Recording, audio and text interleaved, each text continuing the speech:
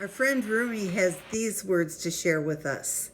There's a strange frenzy in my head of birds flying, each particle circulating on its own. Are the ones that I love everywhere? Yes, the ones that I love are everywhere, safely in their homes listening to this video as we wash our hands together.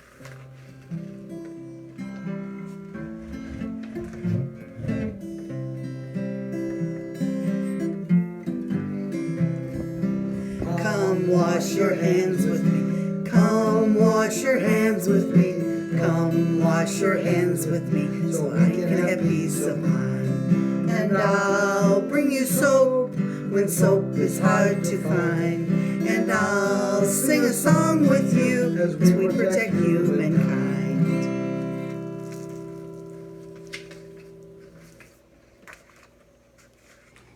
Today, I think that we can just focus on the first principle of Unitarian Universalism. We can just talk about affirming and promoting the inherent worth and dignity of each person.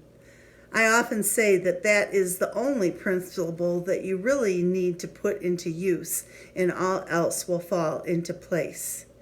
This week, all of us have had to make adjustments in our lives due to the coronavirus epidemic that is now become a pandemic.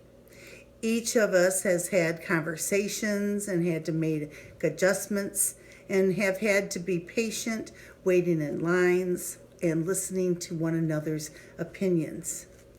This morning I wrote this poem called The Coronavirus Memories. So each of us, one by one and two by two, and then into our groups, will now decide if we can take this pause away from one another so that we can slow down deaths and illnesses. What do we want to say about these decisions that inconvenience our daily schedules and taunt our finances and security? The pessimists speak of the media making mountains out of molehills, and the optimists turn to spiritual practices and sharing a turn toward the lighter things of life. The readers read, the eaters eat, the children play, the students research, the drinkers drink, the planners plan, and the dancers dance, and on it goes. We wait and we listen and we hear truth and lies and attempts to make our own anxiety go away while we figure out if we should shop for essentials, pray for relief, stay in or go out, clean or organize, or just cuddle under a blanket till it all goes away. I've never seen anything like this before, is the chorus heard. What will be the story that you will tell next year about this time that is above time, that we all go through together? So that, I think, is the message. We are all going through this together. And so how can you reach out to those people that might not even have the option to drive to try and shop for essentials, or to ask each other, just why do we need so much toilet paper? I'm not sure, but we are healthy Americans in so many ways, used to abundance, and sometimes moving into actions of collecting things is better than doing nothing at all. And then the other piece is to have patience with one another. We don't all have the same amount of knowledge. We don't all have the same amount of information. But we do want to share our thoughts with people that will listen and be kind to us, and even get to the point of making some jokes about toilet paper being crocheted and hung beautifully in our restrooms. Only in America. Our friend, Reverend Lynn Unger, has written a beautiful poem entitled Pandemic, In fact, it has already gone viral. It's so amazing how the internet can share these words in such a brief time. I share these words with you now. Pandemic. What if you thought of it as the Jews considered the Sabbath, the most sacred of times? Cease from travel, cease from buying and selling, give up just for now on trying to make the world different than it is. Sing, pray, touch only those to whom you commit your life, center down, and when your body becomes still, reach out with your heart. Know that we are connected in ways that are terrifying and beautiful. You could hardly deny it now. Know that our lives are in one another's hands. Surely that has become clear. Do not reach out your hands. Reach out your heart. Reach out your words.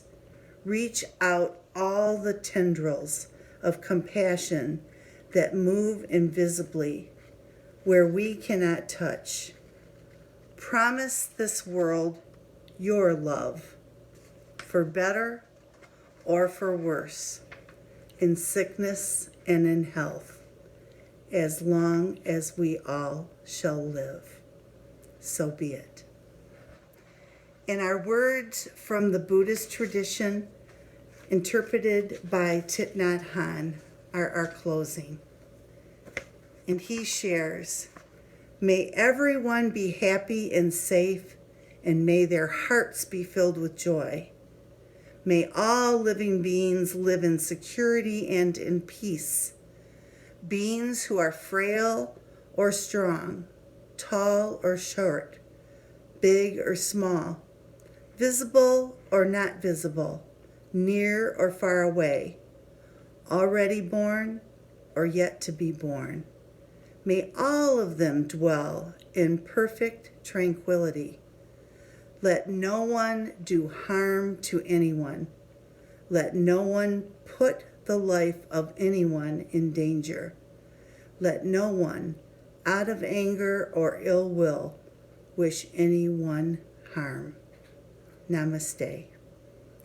I hope that you will find ways that are both peaceful and reflective, and even sometimes productive in your own homes as we move into another week of protecting and caring for each other in creative ways. So be it.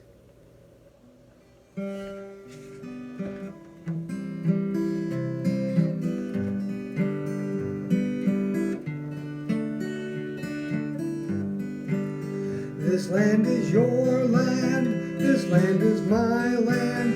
From the major networks to social streaming, from the YouTube videos to the documentaries, this TV's made for you and me.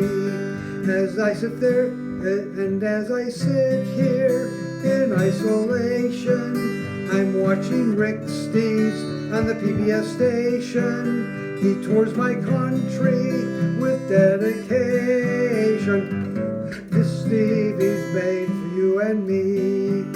This COVID-19, it has me needing. I take up reading, I take up weaving. I do the crosswords while I am eating.